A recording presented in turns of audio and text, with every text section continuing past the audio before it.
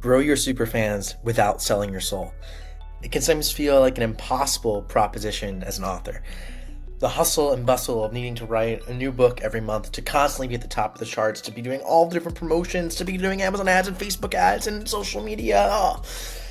And the truth is there's a better way, or maybe a better way. It could be a better way. It potentially might be for you.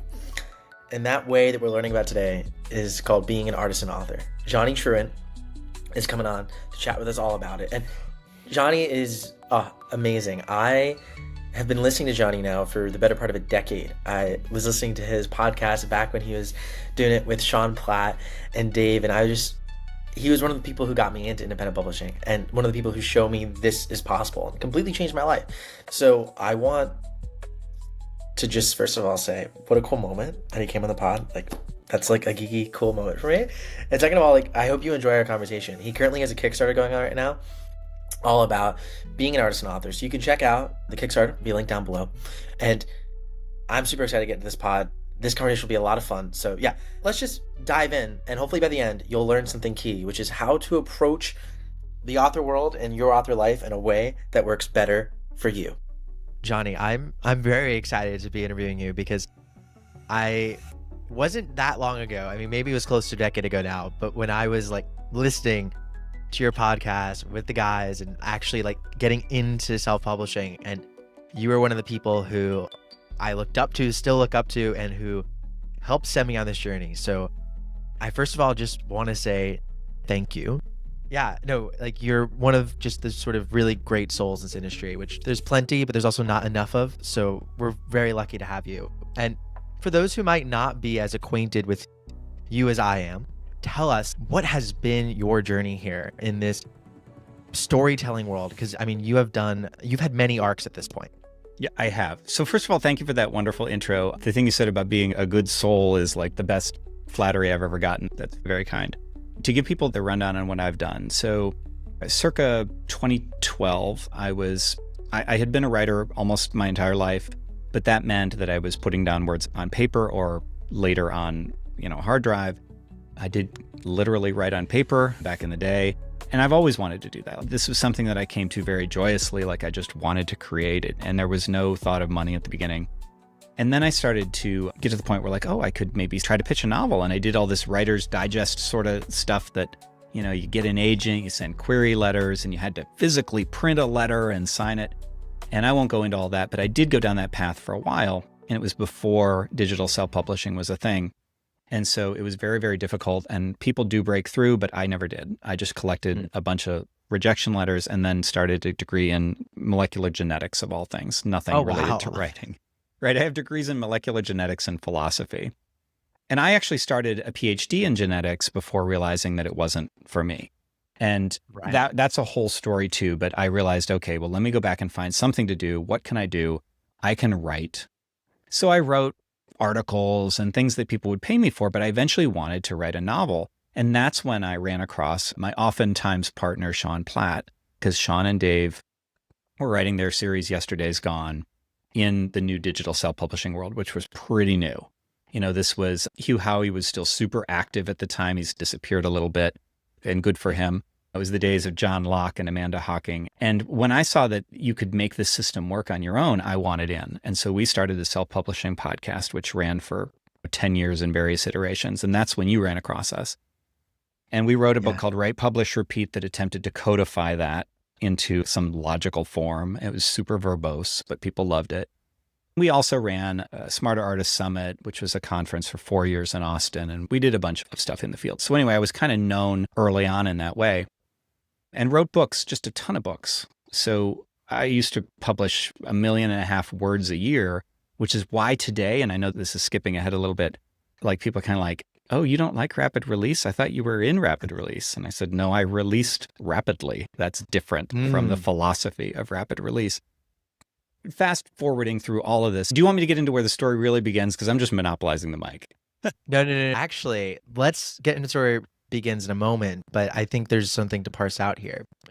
The difference between rapid releasing, the mindset, and releasing rapidly. You hinted at what the difference is, but be explicit. Like, what is the rapid release mindset in your eyes? And understood that that's something that many authors follow. Myself, I did, and it burned me out. So I'm fully on board with it might not be the way for everyone. What do you see the rapid release mindset as? And then what is this notion of what's the nuance in rapid releasing or re-releasing rapidly? How is that different? Sure. I'm trying to train myself to give a caveat before I do this because I don't like rapid release at all.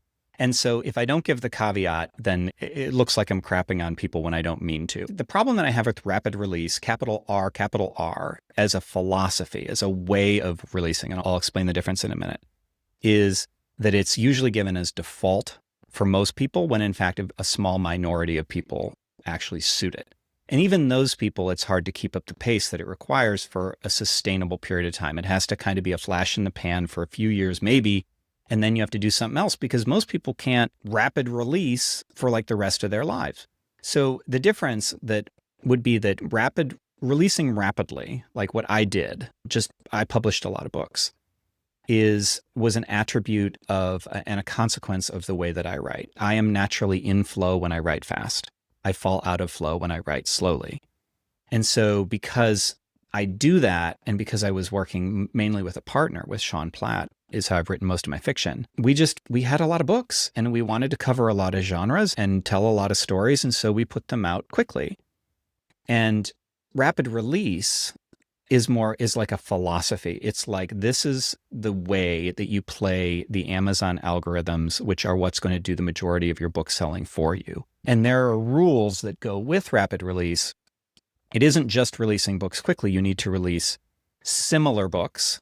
If you write a space opera with a grizzled captain and a rowdy crew, you'd better release another space opera with a grizzled captain and a rowdy crew because you're serving the exact same section of the audience, and the machines are able to better serve the better you match what you've already done and the needs of a specific niche in the market. So it tends to be a written to market, very quickly produced methodology that puts quantity first. Now, this is where I got to be careful. I don't mean that there's no quality. I mean that quantity comes first because it has to. If you don't release a book every 3 or 4 weeks, that system breaks. And there are so many people that naturally go slower or want to go slower or want to write in different genres or whatever, and they can't. So even if you can produce quickly, like Sean and I did, we didn't write in all the same genres. We wrote weird books like Unicorn Western, which what is that? That doesn't conform to a market niche. So it's more of a philosophical difference. Yeah, no. It makes total sense to me. It reminds me of, I'm sure you've gotten this before, but when you Google Johnny Truant, there's a musician, Johnny Truant, as well. Yeah, it's a British hardcore band. Yes, I'm sure you know that whenever you Google yourself, it's like, okay, they are stealing some of this space. It's no way. But why I bring them up outside of just that one note is there's this sort of music industry dichotomy that we don't really have in how we think about indie authorship that I find very interesting. And it's exactly what you're describing. And it's the difference between an industry musician and an indie musician, which industry doesn't necessarily mean you're published by the record labels. Think of indie as more grassroots. So the industry musician is basically doing everything to optimize for Spotify streams. And when I say Spotify, technically that means all the different apps, but Spotify's the biggest, just like Amazon, or maybe not a good friend, but our acquaintance. So yes, that group, and they're really trying to climb the charts to eventually sell out. The only way you get it in that game, it's not necessarily a rapid release of song, it's having a huge hit that you can sell out big stadiums, which is a different but similarly brutal game. But then you have another group of musicians, what are, in the framing that I've heard it described as indie, but I think of it more as grassroots. It's like, just because indie is confusing because we call ourselves indie authors. Yeah. So think of it as industry versus grassroots. And they're selling albums direct on their site. They're not worried about the Spotify streams. They're playing in the small venues, and they can still be doing really, really well. They're not going for the top of the Spotify charts. Not that anyone's going to deny it if it happens. So maybe that analogy is helpful for folks because we all kind of know that grassroots band that plays in front of maybe 1,000 people at a local venue. And I think that I see the ethos change. If that band happens to, or in this case, you as a storyteller happen to produce a lot, so be it. But there's a difference in terms of the intention that's really important. And it's not better. I like my approach for Yeah. me and for people Yeah. like me. And I think there are a lot of people like me, but I got to be careful. I don't want to imply it's better, but I almost think I'm glad you made that comparison because I feel like they're almost two entirely separate disciplines. It's like, and I don't want to unintentionally disparage, but like pulp has a proud tradition, right? It does. Like that's a lot of great stuff came out of pulp, but pulp is like different from, I don't know what you like not high literature. Cause I'm not really into that either, but like the bigger books or whatever, the ones that are just a little less churn and burn. I'm trying to be careful here, but it feels like what we're doing, what a lot of the industry is doing right now is kind of akin to that they're solving a puzzle and they need something, they need fuel for that machine, but it's really like they're trying to solve the machine. They're like, how do you know, if anybody's gone on YouTube and looked up videos on how to rapid release or just be an author,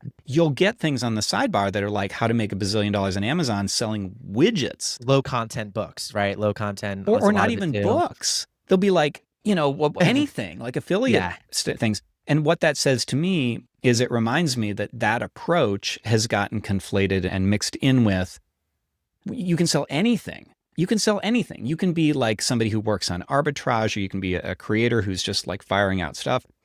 Nothing wrong with any of that, but it's fundamentally different from what I think most writers get into the game for, at least traditionally. Traditionally, it was like, I have a book. I have a story I want to tell. I want my kids to be able to read this. I want people to fall in love with my prose, not I need to work algorithms in order to play this very specific mechanistic game. So I almost feel like we should be going to two separate pools.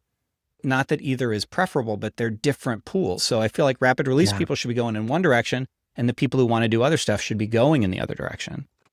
I couldn't agree more, and I super appreciate the nuance that you're adding and being careful because there is no one right way or wrong way, but I too have seen in the YouTube ecosystem quick parallel because it will help people. When I was at Beast, the paradigm there was views maximization. That's literally the paradigm. So it's like, how do we maximize views? But that doesn't mean maximization of fans. And that was one of my biggest problems when I was there, was understanding that because we're maximizing views, there's a con to that philosophy, is that you're playing the short-term game, and the long-term game of actual fan retention isn't necessarily what you're optimizing for. And that's something the biggest creator in the world overlooks, and was something that I tried to drill home when I was there. And I think we see this in our souls for some of us. Some of us are very happy doing that. I mean, you can be unbelievably successful and make great impact. There's nothing wrong with what someone like Mr. Beast is doing, or the Mr. Beast equivalents in the author world, because we're not going to call anyone out in this industry. Totally. Everyone's wonderful. But obviously, that's not the path for everyone. So describe to me this whole notion of, okay, there's this sort of other path we could go down that has been not talked about a lot, that you are here talking about. What does this path look like? How does one begin to approach it? I'm guessing step one isn't spinning up the Facebook pixel and running Facebook ads, but you're right. It's not step one. I think one of the things that I like to say about this is that there's nothing groundbreaking. It's not like I've discovered a new thing. I've run across nonfiction books where they come up with like a very simple principle that they're kind of owning, and then they capitalize it and make trademarks and call it a system. And I'm kind of like, that's just a fact of human nature, dude. Like, you can calm down on that. And that's kind of what this is. Like, I call it the artisan author, but I've heard Joanna Penn has been using artisan author, and I don't think she got it from me, right? Like, I think that's just something that's out there. Kevin Tumlinson talks about being an artisan author. So it just means, and the ideas behind it are not groundbreaking.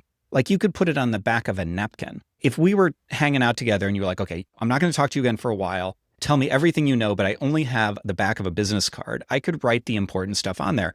And it's basically, you write the books, you write good books that you want to write that speak to your soul, and you sell them to the right people who appreciate them and are willing to pay a full price. And a fair price, meaning you don't have to give it to them for free or for 99 cents. Like, they're willing to pay what the book is worth. And when you look at it through that lens, I think that this process of, like, if you're in rapid release, if you think that's the only way to do it, if you're feeling burnout, the process is not learning, it's unlearning. It's saying all the things that I don't have to pay attention to, so that the rock solid, sensible business principles that have always applied since the dawn of business can kind of come back to the surface. That's prelim. That's not really an answer. it makes sense. And now I want to go back to where we started with this, which is you were talking about this sort of moment where you went from you release, write, publish, repeat. Obviously, this is something that it's almost, one of the canonical titles, especially at the time in the indie community, and it's something that I think many folks listening have potentially read. And now from there, what happens next in your arc to bring you from write, publish, repeat now to artisan author? Not that wasn't always who you were, but what happened, because you weren't articulating this sort of mindset in this language back then. You had it, but you weren't using these words. So what happened in your journey between then and now? So I kind of think I've always been an artisan author, like you indicated, because if you look at my history, my first 3 books were basically autobiographical, clerks in a bagel deli sort of story that was just funny, and then Fat Vampire and Unicorn Western. Like, none of those are genre conforming. So that was kind of how I always operated. And because we were able to produce quickly, and we wrote a book called Write, Publish, Repeat, which, by the way, was meant to say persist, keep at it, keep publishing, and build a catalog, not abandon everything just to get as much as you can out there. But then I kind of disappeared from the public-facing spotlight for a while, for about 5 years, ending in about 2023. So I would say 2018 to 2023. I was just quietly writing. I wasn't being an authority. And then I went back to 20 books, which was where we met. And it was like so much had changed. It was kind of like when you don't see somebody who's like a teenager for a few years and then suddenly they're huge and you're like, whoa, time has passed because I'm not seeing you every day. And that's the way I felt about the industry. Whoa, a lot has changed in my absence. And it felt like everybody was just a little afraid and a little nervous and a little overwhelmed because they hadn't figured out the new system to work the algorithms just so, or what was the new advertising platform of the day. And oh my God, I'm going to be left behind. And by the way, can we mention the tacit assumption that you need to be a 6-figure author to be valid in this world? And do you know the stats? It's got to be like 0.01%. Yeah, it's insane. Like most authors don't make any money. And yet this is positioned as like the thing you need to get. Otherwise you're pointless. So while I'm in this atmosphere, I'm going, man, I don't know that I want to be here anymore. Like, this isn't my environment anymore. I don't know that I want to keep publishing books. And that's when I actually talked to Jo Penn, and she was telling me about some of the stuff she was doing. And it just, I started to realize like, oh, so there are some of us who don't want to go in this direction. And meanwhile, there are readers. Like, I don't know if any of you have talked to readers recently who are like, man, I'm not looking for that same old stuff. I want something new and interesting. And I think these are the people who buy vinyl records. I think these are people who shop at farmers markets and get their beef locally or whatever. And it's like they have this artisanal mindset where they want to know the creator and they want something that's different and they want something that feels kind of handmade or special. And so the more I thought about that, because I do have a little bit of people know me a little bit in this business, that when I came back next year, when it became Author Nation, I pitched a session called The Artisan Author. And they must not have thought that it was going to be that popular or that I'd been out of the spotlight for a while, because they gave me just kind of an average sized room and it was stuffed. Like they were sending people away at the door. And it was all about this. And I had people for the rest of the event thanking me, which was very gratifying, but also saying I needed to hear that. I kind of didn't know that there was an alternative. I kind of didn't know there was another way to do it. And so after getting that reception, it was like, yes, I want my book to blow up. Yes, there's a Kickstarter. I want to make a lot of money on that Kickstarter. Let's get that out of the way. But that said, I want to be able to help. Like, I have a little bit of responsibility. I wrote Write, Publish, Repeat. And I feel like I want people to know that there is another path if you don't resonate with the way things are going. Yeah. So when it comes to those fans you're talking about and these people who are, because it almost goes, there's this sort of, to be an artisan author, there has to be a sort of people who want to invite artisan authors into their life. And you kind of started to profile who these folks are. How do you start to find people like this? Like, in essence, to be an artisan author, you have to first accept that it's possible. And accepting it's possible almost first means like, oh, there's people who are willing to pay us for things that aren't just like free books in KU, right? Where are these people? How does one find them? They're everywhere.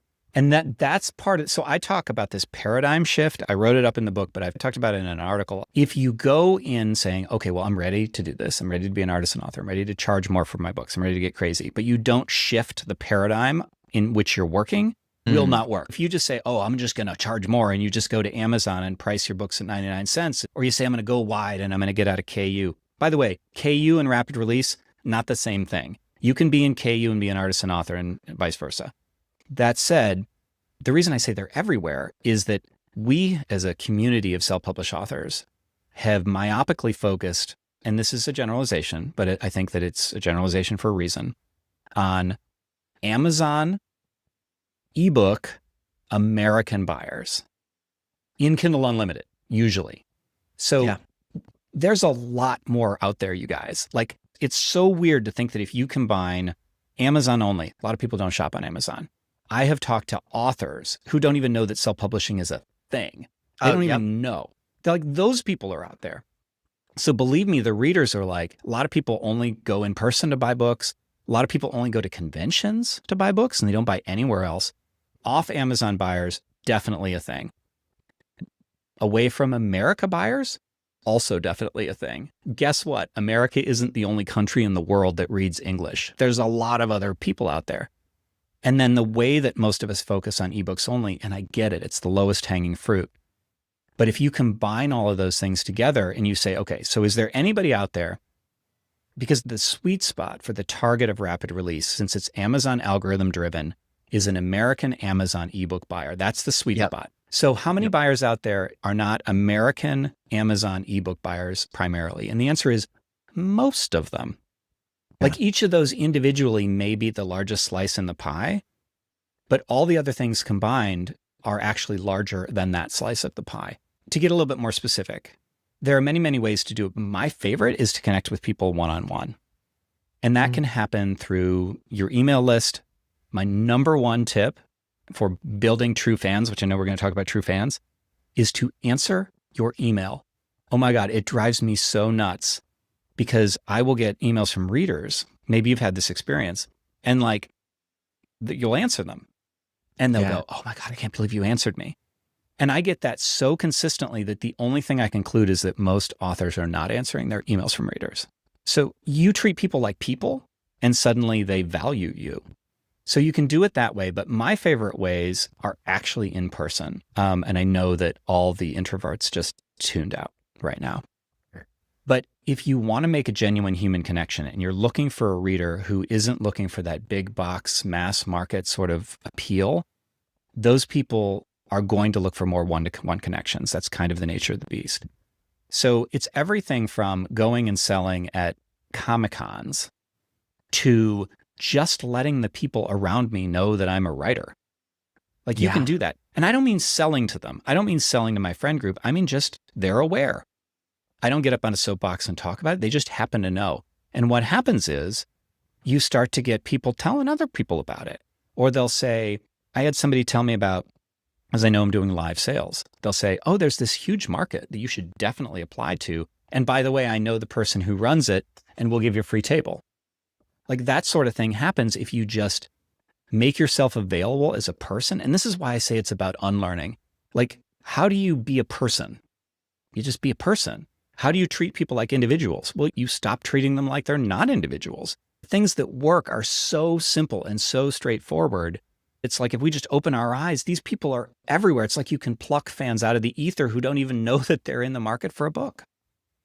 When you begin to like not treat yourself like a machine, then you could start to not treat others like they're part of a machine. And there's something beautiful to that. So I'm following you, and I think that you're right. There's another way of looking at it. It's like thinking about, we've kind of hyper-focused on whale readers who are binging like specific series and genres as sort of zeitgeist of our industry, when there's a lot of casual readers out there that can support a lot of us. And someone should still keep serving the whale readers, but there's a lot out there. So with that, you're talking about responding to these emails, connecting with people one-on-one, building like fans, right? Because it's these fans who trust you that are going to be willing to experiment with you when you go write your next, maybe not unicorn Western, when you kind of go off into a new lands, the fans who will follow you, right? Those are the people we all probably secretly want. For you just to be able to kind of wake up and go, all right, I just wrote this random book. It's good. Like, I know I put my soul into it. I am the market. So how do you do that? How do you define that person? Like, what are the principles of a fan or a fandom broadly? Tell me more about like what makes a fan. Okay. So the one thing I would say is that there's no consistent threads. And I think that we want to put things in boxes, which is what we have done as a community over the past 8 years or whatever it is. We've said, okay, can you boil this down for me? And it's everything from, we used to get emails all the time on the podcast saying, well, how many words should be in a serial? It's wanting to know exactly what the steps are, but it's also what is selling right now? What does this reader look like? There's no single answer to almost any question you can ask in the world. And so the idea of what makes somebody a fan is ironically, it's that there's nothing clearly that defines them. And I know that's not very helpful. So let me unpack that a little bit. So when I sell books in person, one of the reasons I love it is that I get to have direct interactions with people and see things and learn things that I never would learn otherwise. So when I ask my readers in person, what kind of books do you read? The most consistent answer I get, and it is by far, it's like 90%. They say everything. They don't say I read one specific thing. They say I read everything. And they'll gravitate a little bit, but they'll say they read everything. And the other thing that I get is I've been doing this live sales thing for like 6 months now. And so I'm starting to get people coming back finally, right? Who've read a book and they come back. Cool. And, yeah. And what they say is, the most consistent thing I get is, I love your voice. I love that your books feel like I'm just talking to you. Note that says nothing about the presence of a unicorn or aliens. It's me. Like, I'm the core. I'm what they want. Yeah. And I'll add one more anecdote before attempting to answer this unanswerable question. And I'll play a little game sometimes when I'm out there just sitting behind a booth or whatever, is I'll try to kind of profile people, kind of be like, that guy's going to stop. That girl's going to stop. And I am wrong all the time. Like, the people who I think are going to stop don't, and the people who I don't think are going to stop do. Don't judge a book by its cover. 100%. Meanwhile, by the way, everybody judges books by their covers. So have good covers. I get that too. Like, your covers are magnetic. Like, I never would learn that. I would never learn that people really liked my covers if I wasn't face to face with them hearing that. Right. Because the click-through rate is a metric that doesn't tell you someone's actual feeling. Right. And the world runs on feelings, not numbers. Although they're just abstractions, right? They're messy, unhelpful sometimes. They can be helpful, but they're unhelpful if we hold it. Again, metric becomes a target, becomes meaningless, right? So you're touching into humans and like what it actually is about. I love That's all. It's about just being human. So to answer your question, what makes a fan? Okay, so let's first say that we're talking about the bullseye on this target is true fans. So that's Kevin Kelly's definition. And Kevin Kelly, 1,000 True Fans, if you don't know this. I'll link to it. 1,000 true fans, if you sell each one of them $100 worth of stuff in a year, that's a 6-figure salary. Not that that's necessarily what you're shooting for, but the math is pretty straightforward. We can all picture what 1,000 people look like. It's an easy number to understand. But those people are the center of the bullseye. They are get the tattoo, ride or die. They're with you forever. They'll buy anything you make. Outside of that are like fans. Outside of that are regular readers. And outside of that are occasional readers. You get the idea. You're going to get a halo. But if we're talking about true fans, which is the true goal here, like that's what we really want, because those people are like cash money in your pocket. Not that you should think of them that way, because it means that whatever you produce, they're going to love it. You don't have to rely on an algorithm. You're relying on people. So what makes those people, what's consistent amongst those people is that they want a connection, or they have a connection to you as a creator, not just your books. So they're looking for a connection. They're not looking for the next read. They want the next read, but they want it from you. And they're people who you can and should be fully and uniquely yourself to serve them. So you mentioned the music industry. I quote Derek Sivers all the time, and he has this concept where it's like, pull in the people who resonate with what you do and then proudly alienate the people who don't. And that doesn't mean let them go. It means to alienate them, to do things to drive them away, not being a jerk about it, but like setting some boundaries, but doing it proudly. And when you do that, when you're like, this is what I stand for, then the people who should leave will leave. And the people who should gravitate toward you see you doing that. And there's this pride. There's this like, they're like me. You know, like I can get behind this person. And I think of somebody like Chuck Tingle. Now, if you don't know who Chuck Tingle is, you just want to have a great time, Rabbit like hole. Google for Yeah. Chuck Tingle.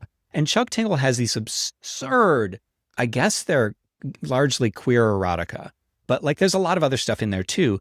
And then I'm walking through my local bookstore and I'm seeing it's like Murder Your Gaze or Hide Your Gaze. I can't remember what it is from Chuck Tingle. And it looks like this really like pro presentation. Like they look like clipboard in his books normally. And it has this like a Bury Your Gaze. It's called Bury Your Gaze. And it's like, it's this real book that's getting real reviews. But I'm like, that dude is not afraid to be fully and completely himself. And I guarantee the reason that he got that deal, because that's got to be a trad deal, off of these books that he had is got to be because he's just being fully and completely Chuck. And the people around him are like, oh, he's not backing down. I can resonate with this person. I know that I can count on him. He's not going to flip-flop. He's going to proudly alienate all the people who don't want, you know, my shape-shifting cucumber who's also a successful landscape architect, which is pretty close to an actual title that he has. So when you're fully yourself, those fans will see that you are being fully yourself, and it gives them some agency to be fully themselves too, if that makes any sense. It really does. This is my number one sort of. Yeah, I saw you pumping your fist on that one. Because it's like, it's my number one hatred of like the word right to market. Again, not that I want to say you should never write to market or that's bad to do it, but that, I mean, there's obviously the fatal flaw of like this notion that we understand the market by looking at sales rankings, when like that's a sort of like flawed metric, because the market's people and we have to understand people. But there's an even bigger point there, which is that like by writing to something else that isn't you, you're blending in, right? People are craving you and you eliminate you from the equation. But this takes courage, Johnny. What I'm hearing here is like being an artisan author, again, in my view, and as someone who has walked this road and done the formula book in a box, like book business in a box, I loved that because it felt secure to me. Doing what felt already unbelievably scary, which is putting any type of words out in the world and putting my name on it. That's scary enough. You're now telling me like, I almost need to go, it feels like a step further, a step inward. There's a lot here. What would you tell the person who's listening to this right now and going, well, Johnny, of course people want you because you're Johnny, like you're charismatic, you're nice, and like they want to follow you, and go, but people aren't going to want to follow me. People aren't going to want my real self. What do you say to that person? Okay, so I've done some thinking about this, and this is one of my favorite topics. So without getting conspiracy theoristy, because that's not the point at all, is that our definition of what is normal and what is mainstream has been forged by the media that we've been exposed to, and the media that we're exposed to is controlled by a relatively small group. So this is not a manipulating the world of perceptions argument, but it is a factual argument. And if you were like an alien who watched movies from planet Earth, you would think that everybody lived in California because they're all set there. Like the proportion of movies that's set in California is way disproportionate to how many movies there are. And it's because the people who are making those movies live their lives in California. So they project themselves. The characters act like them. The mothers act like them. That they have jobs like them. And, you know, half of Stephen King's characters are writers because he's a writer. He knows what it's like to be a writer. So what all that means is that I like to say normal is a lie. Now, I present as normal very well. I am a middle-aged, straight, white, cis guy, right? Like I'm totally mainstream in a lot of those ways. So I would argue that somebody who is outside of that has a better shot at this particular argument because the side effect of normal being this very small group means that the majority of people are, quote, abnormal. Like abnormal or atypical is the most typical thing you can be. But those people haven't been served. They've been getting the media from the small group. And so all the people who are outside the norm, who don't look like right down the middle like I do, you have a huge underserved population who's just dying for the exact flavor that you can bring. And when they see it, they're like, oh my God. And when they see you proudly alienate and be like, you're right, you use the right word, it is courageous. And there's a post on my Substack called Exposing Yourself for Fun and Profit, which makes that point exactly. that it is courageous. And I feel like the true fans, this is a little, and I don't know if this is actually right, but the way it feels to me is that your truest fans see something in you that they aspire to, even if it's subconscious. They want to be brave. They want to be adventurous or whatever. And if you can be brave, both by publishing, but also by publishing what's uniquely you, then it's like they want a piece of that. They want, like, I tell this story about, so I'm a true fan of Austin musician Bob Schneider. I love Bob, total true fan. And he published this waveform art in conjunction with a studio once, where they took a waveform of some of his popular songs, bent them around in a circle so it looked like an iris of an eye, and it was beautiful.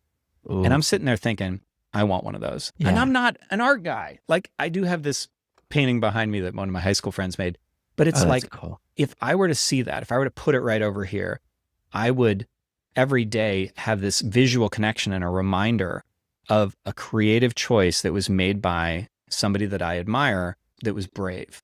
He made a brave choice to do something ridiculous like that, making visual art. Well, he's a visual artist, but doing that as a musician is interesting. And so those true fans, they want that, you said earlier, feelings. Like, they get to feel, by proxy, they get to feel your bravery. They get to be brave through you. Yeah, and that's ultimately like the power of storytelling, right? Is like taking them on that journey and being able to have the character and the reader transform at the same time. There's a sort of part of this and true fans and being an artisan author that we haven't touched on yet, that I think is really important, because you mentioned this notion of the true fans and like the Kevin Kelly sense is going to have like 1,000 people who pay you $100 a year, essentially, or actually 100 true fans, 100 people paying $1,000 a year. That, whether it's $100 or $1,000 or hundreds of dollars, that's a lot of money. Mind you, I can now understand that maybe someone's willing to pay that for you. But for what? Like, if I'm selling them a book, I release 1, 2, 3 books a year. Maybe I'm selling them at $25 a piece. We're not at $100 yet, and we haven't even counted printing costs in. So then we kind of get back to the situation where it's like, do I have to just now release rapidly again, which is fine. We can release rapidly with a different mindset. But it's like, for some of us who might not want to release, or that's not our writing pace to go at 6, 7, 10 books a year, whatever that be, how do we actually make the sort of notion of serving our true fans and sort of getting that economic, although I know, it's not like you want to profit from them, but again, how do we like have them pay us if they actually want to? Yeah. So I think what you're getting at, and correct me here, is that we're looking at that 6-figure horizon again, right? So if we say it's 1,000 true fans, what if I can't produce $100 worth of content a year? What if I can't get 1,000 true fans? Is that sort of the core of your argument? Like, how do you do it?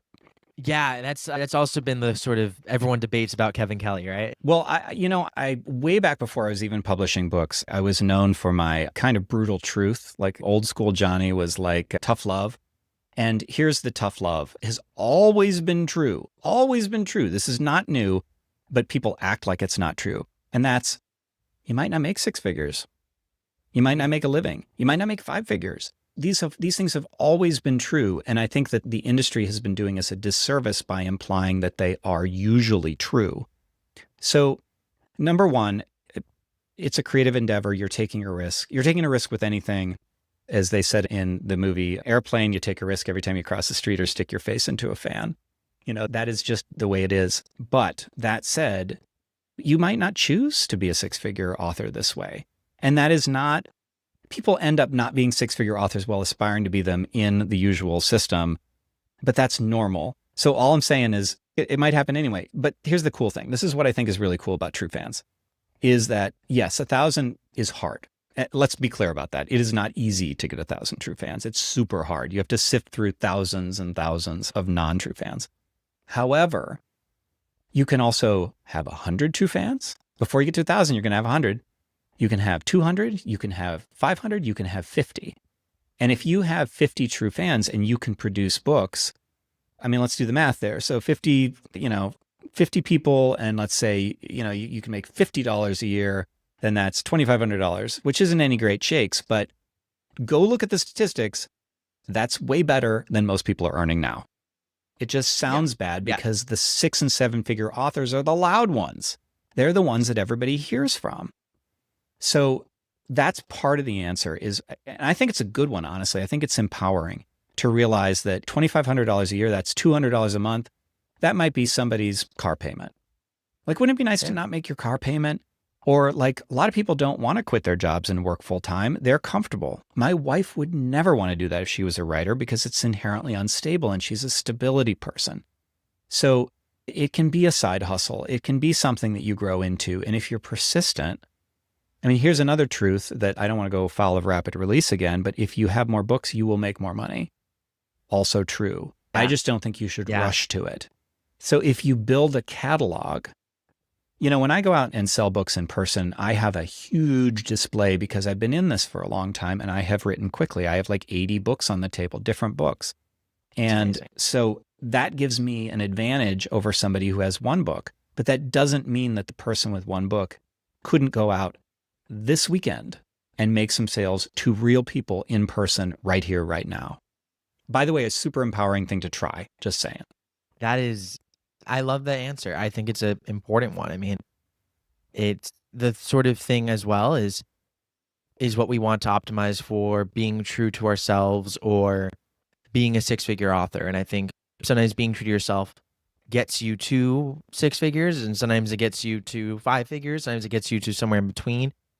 But optimizing for a 6-figure author also doesn't necessarily get you to a 6-figure author. It's very low chance still with that. So it's, you know, both paths are valid, but I think there's a sort of really nice way to be in touch with yourself here. At this point, I feel like I have a decent idea of all of this, but also at the same time, this is a rabbit hole that I can tell goes much deeper than we've covered here. Writing the book was hard. What were some of what were the darlings you had to kill in this process? You know, I can't even remember. I just know that I know a lot about this industry just because I've been in it a lot. And it was hard not to go down rabbit holes. And I think maybe that's the answer is maybe I didn't remove things or not include things. It was like I just knew when to stop, right? So rather than telling you everything, I've picked on live sales a few times. So rather than telling you everything I know about live sales, I'm like, go buy Ben Fox's book, Power Author, The Live Sales. But like that's a great live sales book. Mark Lefebvre is also going to have one called A Book in Hand. That's going to be great. So like I've had to do stuff like that. Like go read those guys because this is not that book. But yeah, it was a difficult piece to master, I will say. Yeah, no, you're really trying to give people permission, I think, first of all, to be an artisan author and to pursue this different way. The sentiment I got after the presentation was like, thank you for the permission. When it comes to how you're sharing with the world and how we can be more involved, tell us, like, what does this look like? How can we take our next step and like read what you've written about? Well, I'll tell you, Michael, you can get it all for 3 easy payments of $297. No, you can't actually do that. No, I mean, it's really, it's coming out. So I will just say that anybody who like the actual book, like just, if you just want the book, it's coming out on November 4th and it'll be at johnnybtruant.com/artisan. But for those that are adventurous enough to want to get it early and want to get it on the Kickstarter, that is where I'm really kind of pushing now. That's the reason I'm out being Mr. Publicity is to publicize the Kickstarter. And that's going to be running from July 15th, 2025 to August 14th. And so that's how you get it now, but it's a book. It'll be available perpetually in ebook and paperback and audiobook forms soon enough. That link will be included down below. That's super exciting. And that's also the link for the Kickstarter beforehand, by the way. I'm going to switch it. It's a redirectable link. Oh, cool. Okay, great. That'll maybe, who knows what that'll link. If you're listening like 2 or 3 years in the future, who knows what that redirect is to now? It could be a new adventure. It's going to be like a Rickroll by then. Love it. So you're either, if you're listening far in the future, you're getting Rickrolled. And if you're listening now or sooner to when we're publishing, you could go get Artisan Author on Kickstarter. I love it. I'm very excited that you are sharing this. I think it's one thing for someone to be saying this. It's another thing for someone to be saying this who's been here like almost, it feels like since the dawn of this all. So I think it's really, really cool. And I would love for you to also to share, like, I'm personally follow your newsletter on Substack. So I can recommend that and say that that's a good idea for folks to enjoy. But where else can people follow your works, your books? If people are at live events, your live event schedule, share with us other places we can find you. You can ultimately find everything at johnnybtruant.com. So it's Amazing. and there's the B in the middle. So I'm not the hardcore. It's Johnny B. Truant. I have a live event schedule up there, and my store is on there, so you see all of my books. Do you want to hear like a brief scoop that I haven't told anyone yet? Yeah. An exclusive on this podcast? Yeah. So I just thought of it when you were talking about like being in the industry for a while. So I wanted to borrow some authority. So Kevin J. Anderson will be writing the foreword to the book, and he's loving it. He's reading it right now. So Kevin has written a bunch of he's written a lot. He writes the Dune universe, like he's kind of he and Brian Herbert write those books together, and he's written a bunch of Star Wars books and goes way back in all of this and has walked that line of traditional and indie. So I thought he would be an excellent person to write the foreword. Yeah, no, Kevin's amazing, which also as a call out to this podcast, you can listen to Kevin J. Anderson's episode on the Beyond the Book podcast. I think I interviewed him like maybe 2 months ago now at the time of recording. So it's one of the previous episodes. It'll be linked. We talked all about his Kickstarter, which actually involves rock albums. So lots of synergies here between the Truants and Kevin. He's totally an artisan author. I remember that Kickstarter, and that was amazing that he produced rock albums from all his music friends to go with that. He like Rush is like, I mean, he has like the coolest lineup of friends ever. And because he's like the coolest guy, he's a great person. So it so happens when you're a great person, other great people who also might be creative also want to work with you. Joke that Kevin gave me when we met.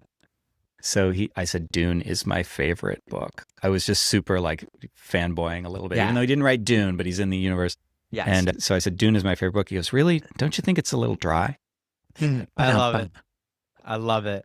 That's very Kevin. This was incredible, Johnny. I'm very, very grateful for your time. I have one final question for you, which is to folks who are like, okay, what's the one passing wisdom you have about being an artisan author and pursuing, creating these relationships with true fans?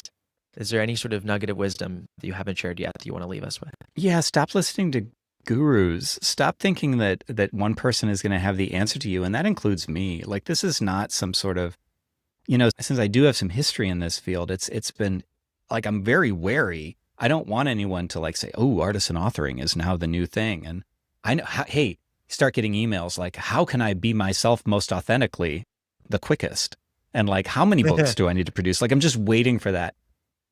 Don't make it a thing. Nothing is the thing. Everything works for somebody, and there's no one right way to do it. And so that's the number one thing is like, I think courses are great if they're presented correctly. I think learning is great and education is great. Like, I love it. I love college, all that stuff, but you have to put it in its place. You can't just rote follow anything that anybody tells you. And anybody who says, this is the way, full stop, run screaming.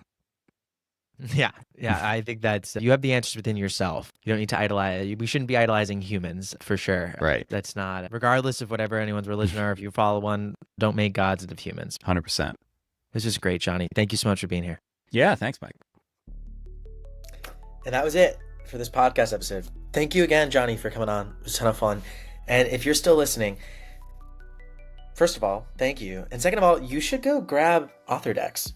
Author Decks is 50 free superpowers to help you grow your readership and learn about everything you need to know about author marketing. So if you're watching the YouTube version, you'll see me holding up the deck of cards. You can actually get the deck of cards at authordecks.com. You can buy the physical deck of cards, have it shipped to your house. They're beautiful, 50 illustrations. They're awesome.